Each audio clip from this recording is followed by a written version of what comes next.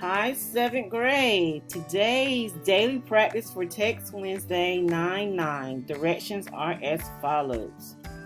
Make sure you do your daily attendance. Make sure you're checking your emails. And make sure you're watching the videos that are provided to assist you with your instruction.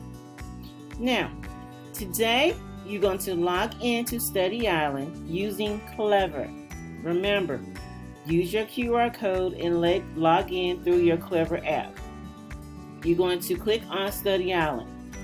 All the standards for Unit 1 are posted on Study Island. You're going to complete the lesson, the flashcards is prompted, and you're going to gain a blue ribbon. A blue ribbon. There's a big difference between a blue ribbon and a white ribbon. A white ribbon means you did the work at grade level, lower than 7th grade.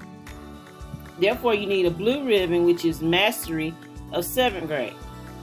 So please understand, do your best the first time because you're aiming for a blue ribbon. Getting those white ribbons just make you have to do more work, and I don't want that for you. Okay, I want you to do your best and obtain those blue ribbons. Okay, your work from Tuesday is due today.